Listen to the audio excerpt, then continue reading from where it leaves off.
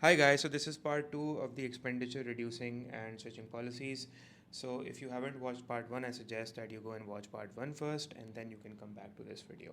So continuing from the previous video, we were doing expenditure switching policies and we had covered protectionism in that policy, and we had covered dampening as well, and then we started with expenditure switching, and in expenditure switching we did protectionism, and then we also covered its evaluation. Now there's one more method the government can use under the expenditure switching policy, and that it could actually weaken the exchange rate. That is, it could actually devalue the exchange rate, reduce the exchange rate, and it does that through reducing the interest rates, and that causes hot money outflows because the relative interest rates declines. For example, if Pakistan reduces its interest rates, that would result into a lot of hot money outflows, as short-term financial investors would pull out their money from Pakistani banks, and they would invest elsewhere.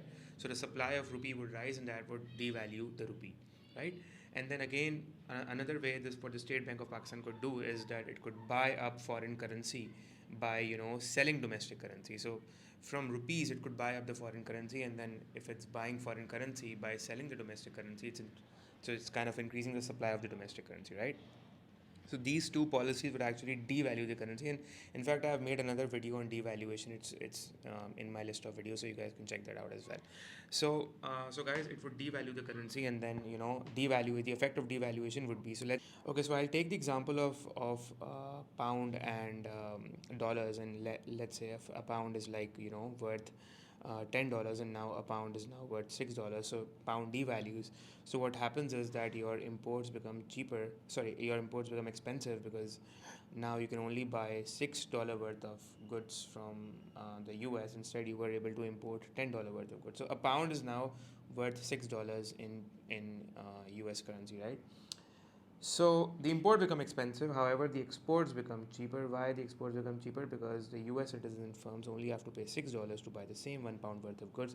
Initially, they had to pay $10 to buy the same £1 worth of goods. So exports become cheaper, which means that the price of imports rises, and that would reduce the quantity demanded of imports. Hence, import expenditure should fall.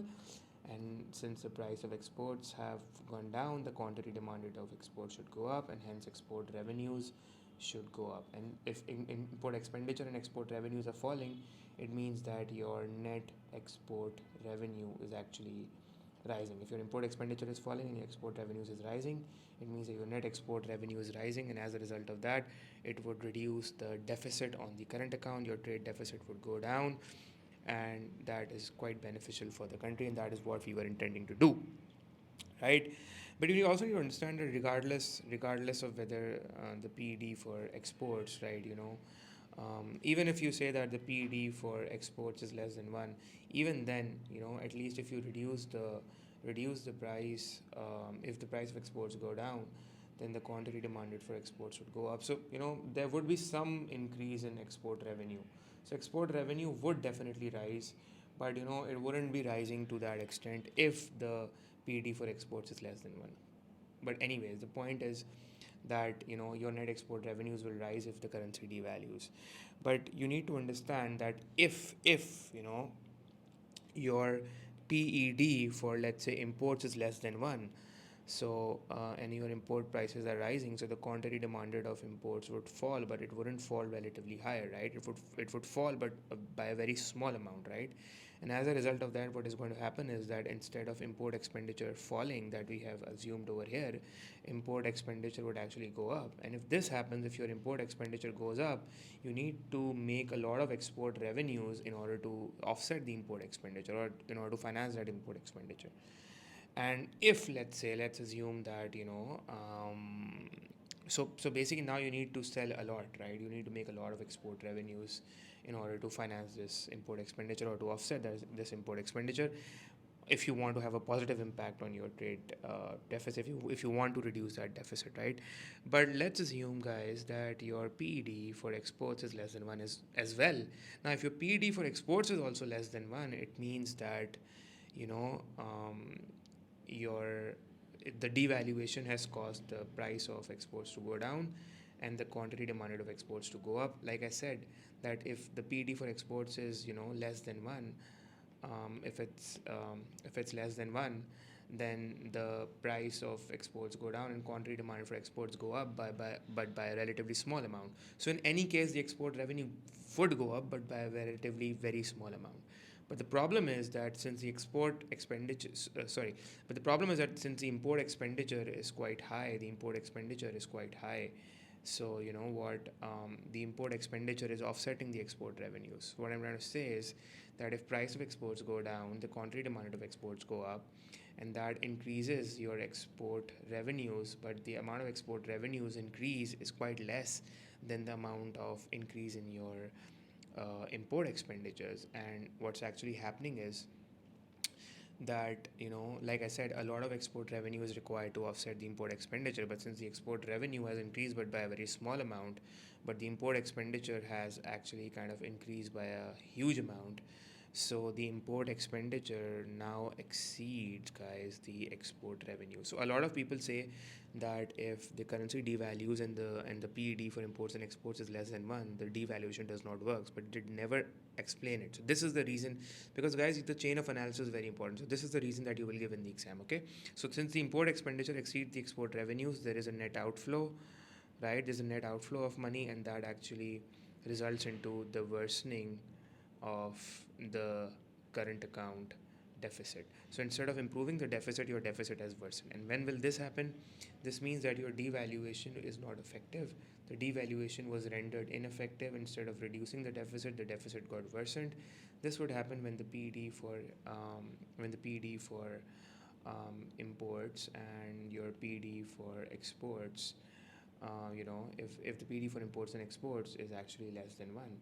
And this was also this condition that we have applied here is also known as, actually this condition is a general condition that applies, that your if your currency devalues, or even if it depreciates automatically in a floating exchange rate, even then the depreciation would only be effective to improve the current account deficit position only if the PED for exports and imports is kind of elastic. And even the devaluation would work even if only if the PED for imports and exports is elastic. But guys, remember this thing, that this is just a general condition. However, if you're talking specifically about the devaluation, then you have to bring the Marshall-Lerner condition into account. Now, this is something that the Marshall-Lerner also spoke about. They were so the Marshall-Lerner condition is specifically related to devaluation only. You won't bring Marshall-Lerner condition when you're talking about depreciation. So if you're talking about depreciation, you would only say that the depreciation would be effective if the PED for imports and exports is greater than 1. Because guys, this is just a general condition. This is just a general condition which says that depreciation or a devaluation is effective only if PED for imports and exports is greater than 1, right? But if it's less than 1, then it would be ineffective. And so bring the Marshall-Lerner only when you're talking about devaluation, and say that the devaluation will only be effective if the PED for exports and the PED for imports, they are greater than 1. So guys, that is why, and this is what the Marshall-Lerner said, that the PED for imports and exports should be elastic if you want your deficits to fall if your currency devalues. But Marshall-Lerner is only applicable for the perspective of devaluation. Other than that, if it's depreciation, if it's appreciation, if it's revaluation, any other than devaluation, you will not bring Marshall-Lerner into account. However, you will bring the general condition into account, that for depreciation, appreciation, or revaluation to work, whatever you're trying to do, if you're trying to revalue it, if you're trying to, if it automatically depreciates, the PED for imports and exports should be greater than 1 if you want the revaluation to be effective, or if you want the depreciation to be effective, right? So yeah, make sure of that. So the Marshall-Lerner condition has to be met if you want the devaluation to be effective. Otherwise, it is going to worsen the deficit, right? Now the problem is that so this is what the Marshall-Lerner condition speaks about, and this is a great evaluation of the devaluation. So the evaluation of the devaluation basically is kind of funny. So the evaluation of the devaluation is the Marshall-Lerner condition that you will bring into place, right? Great. Because it's kind of contradicting to what economic theory suggests, that devaluation will improve the current account deficit, but only and only if it's greater than 1. If the PED for imports and exports is greater than 1, right? If it's less than 1, that's what the Marshall-Lerner said. Otherwise, it will not be if it is, it's going to worsen the deficit, right?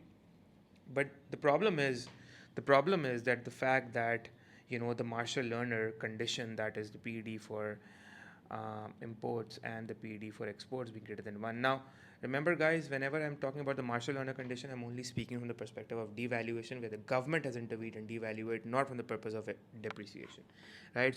So the Marshall-Lerner condition has to be met, and the problem is that this condition is only met in the long run, right?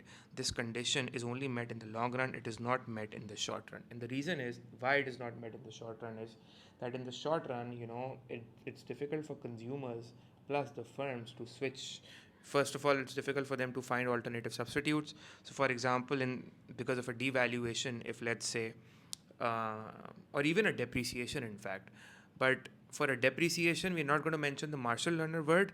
However, the fact that this condition has to be met would be mentioned, but not associated with Marshall-Lerner. Okay, so even for a depreciation or a devaluation in the short run, the fact that for the consumers and the producer and the firms, we know that your imports are getting expensive, but the problem is that they won't find alternative substitutes. So assuming that imports will fall immediately is not going to happen like that. It doesn't work like that practically, because there's a time lag involved, right? So the evaluation that you will give is, this is the economic term that you will use, and you will say that it takes time for consumers and firms to switch to substitutes, number one. Number two, what you will say is, you will say that it also takes time for consumers and firms to adjust to their changing tastes, because they're already used to buying a certain product from that country, right?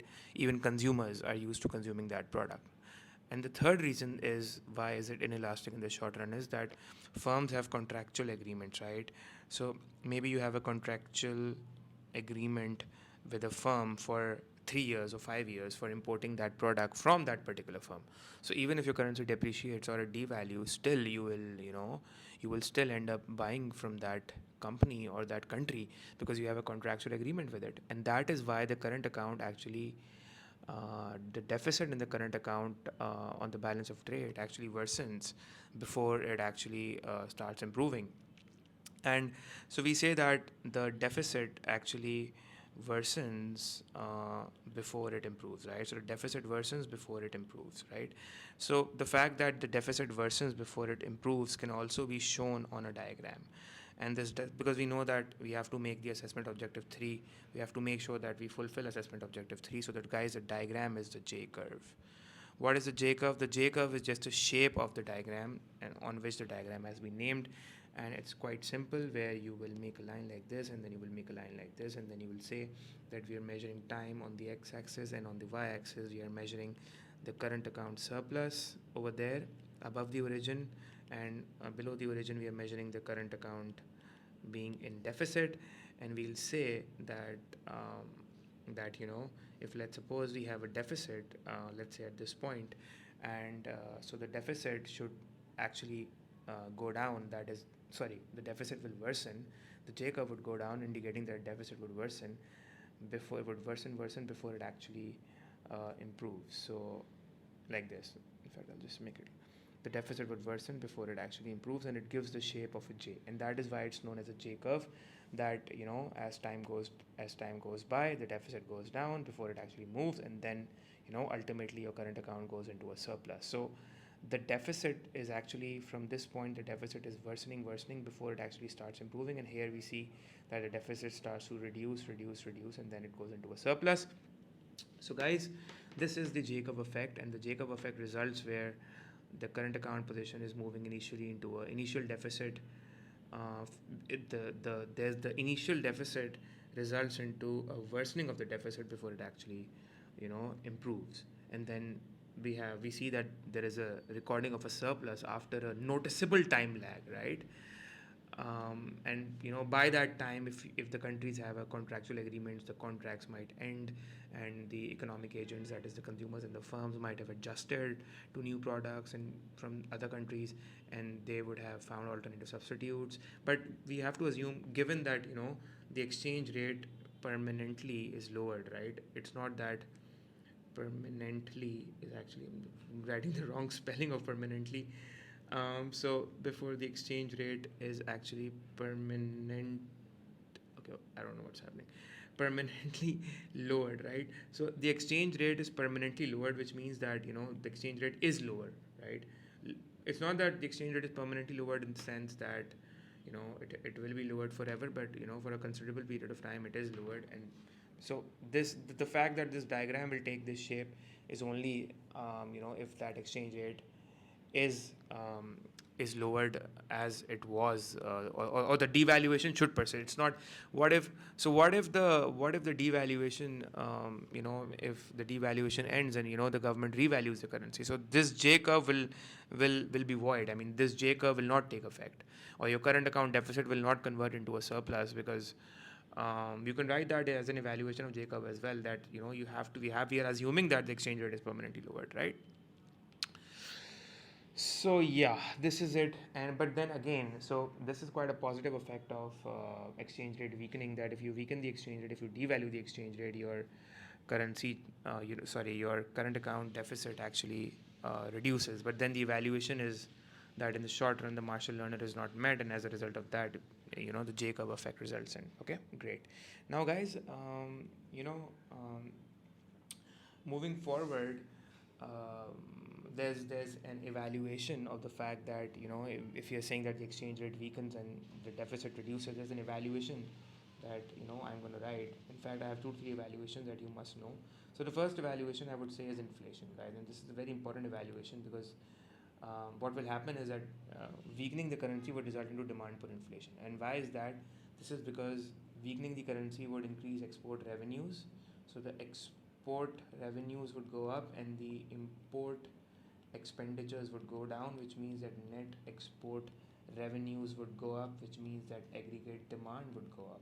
If aggregate demand goes up, it would result into demand for inflation. Now you have to explain how demand for inflation will result in. Definitely you will draw the diagram for demand for inflation as well, that it is going to result into demand for inflation. So there's we see that there's demand for inflation coming from AD1 to AD2.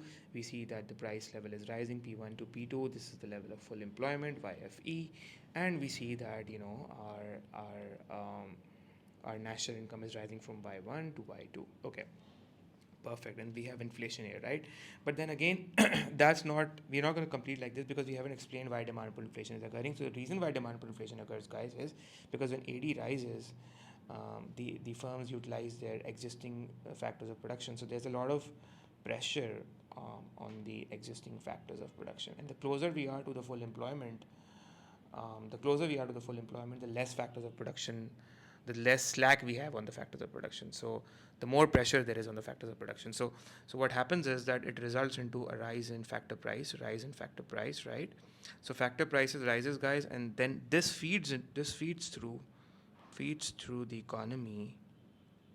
The rise in factor price or the rise in resource price feeds through the economy through demand pull inflation, right? Demand pull inflation.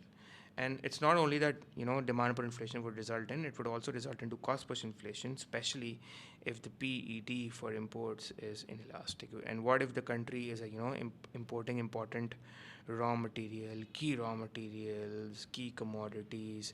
In that case, what is going to happen is that since devaluation would result into a rise in the price of imports would rise, and if the demand for imports is inelastic, then the quantity demanded of imports would fall, but relatively less, which would actually increase import expenditure instead of reducing it. And this would result into cost push inflation, or you can say imported inflation with a cost push inflationary effect. And this would actually feed through domestic economy, because if raw material cost is rising, this would actually result into domestic cost push inflation, and that it would feed through ripple effect on other areas of the economy as well, right? So yeah, so this is the evaluation that you can give. And by the way, cost push inflation also results into unemployment, because firms they lay off the workers because their cost is rising in order to maintain their profits. And this situation is known as stagflation, where unemployment and inflation is rising at the same time. Perfect. Another evaluation, guys, that you can make is that if you're devaluing the currency, if you're purposely devaluing the currency, so I would say that a purposeful decline in the exchange rate or a devaluation would result into a retaliation by the other trading partner, right? Retaliation, and then it might also result into a currency war. Now, currency war is a situation where both will actually end up in a war trying to devalue the currency. They will devalue you. You have devalued yours. They will, in retaliation, devalue theirs. And actually, if it results into a currency war, both will lose. Why? I'll tell you. Now, you reduce your currency, and you reduce your currency in order to make your the price of exports go down and the price of imports go up, right? But remember that it would be offset if they retaliate as well and they devalue as well. So if they devalue their currency as well, equivalent to the extent that you devalued your currency, then your exports to them will also get expensive. Understood? Your exports to them will also get expensive. And the artificial gain you had by devaluing your currency and making your imports from them expensive would be actually offset if they also devalue their currency. Because what will happen is that their exports to you, that is your imports, their exports to you will actually get expensive. Their exports to you will get expensive. Now their exports to you will get expensive, which means that your imports are getting expensive, right? Right? Oh crap, I think I mixed it up. So okay, so I'll just do it again. So what I was saying is that you devalued the currency, and when you devalued the currency, so the price of exports gone down and the price of imports went up, and then what happened was that it has to result into a reduction in the deficit. So the deficit had to go down, right? So please just ignore the writing, right? So the deficit has to go down, right? So the deficit had to go down, but what if they retaliated? And if they, so let's say this is Pakistan, and Pakistan's deficit has to go down because Pakistan just devalued its currency. But what if the USA devalues it as well? So if the USA devalues it as well, then the price of USA's exports, right, would go down, and the price of USA's imports would go up. Now you need to understand that the price of USA's imports is actually your exports, right? So if your export price is going down, which will actually benefit USA, but if USA devalues its currency, then the USA imports will go up, which means that this is offset by this. And if Pakistan's import price goes up because it devalues the currency, so the imports get expensive. But at the same time, USA also devalues its currency, so USA exports get USA's export prices go down. Now I need to understand that USA's exports are your imports. So if your import prices are going up, right? If your import prices are going up, so you had to import less, but that is offset by a fall in the export prices of USA, right? Because USA's exports are your imports, so actually it's an offset. The gain that you had is offset, right? Because they actually devalued their currency, and in fact, it will make you worse off, because what if the extent, so it's kind of getting technical, but you need to pay attention. The extent of your devaluation, what if the extent of your devaluation was less than the extent of the trading partner's devaluation? The extent of trading partner's devaluation. Now, this situation would actually make you worse off, and in fact, it would make your current account deficit to actually worsen before, or instead of improving, the current account deficit will actually, guys, worsen. Because if the extent of your devaluation was less than the extent of their devaluation, because they devalued in retaliation, and actually this can happen because what if your devaluation just pisses them off, and if they devalue by a significantly larger amount, then you are gone, right? It is going to make you worse off, right? It's going to just increase your deficit, and this can actually result into currency wars as well. So it's benefiting no one, right? So what's happening is that your the other country in outrage is also devaluing their currency, and it's leading to no one to benefit, right? So this is another evaluation that you can make in the exam, right? So another evaluation that you can actually make in the exam is, and it's a good evaluation, that even if you devalue the currency, or if you devalue the currency, the price of exports go down, which means exports should rise. So the quantity demand of exports should rise, export revenue should rise. But you need to understand that your exports to them are their imports, right? They are importing and they will only import if they have money, right? So what if they are going through a recession? If they are going through a recession, so even if you devalue the currency, they don't have any incomes, their incomes are falling, why would they import from you, right? They won't be able to import from you. So again, you devaluing your currency would not. So again, it's an evaluation of devaluation, that devaluation will not be devaluation will be ineffective if incomes in their country is falling, if there's a recession in their country, right? So export revenues may not increase, leaving the current account either unaffected or even worsening it. So your export revenues will not increase, leaving the current account either unaffected or even worsening it. And another evaluation that you can make is that when you devalue the currency, the price of imports go up, which means that the quantity demanded of imports go down, right? So the quantity demanded of imports should go down if the price of imports go up, which should improve the deficit if your imports are going down, because it should reduce the import expenditure of the country, right? Now, what if you need to understand that this will only happen, this will also depend upon the income and thus demand at home. It would depend upon the income and thus demand at home. So what if the demand at home for the imports is kind of strong because there's a boom in the economy, for example. So for example, the demand for imports is quite high. The demand for imports in Pakistan is quite high. So that it would result into a lot of sucking in of imports. Or sucking in of imports is kind of an economic terminology that you should use. So it would result into more sucking in of imports into the country, and the import prices have already increased, and it would result into more imports.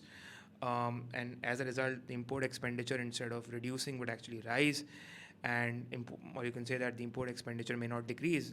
That is, it will leave the current account deficit unaffected or even worsening it.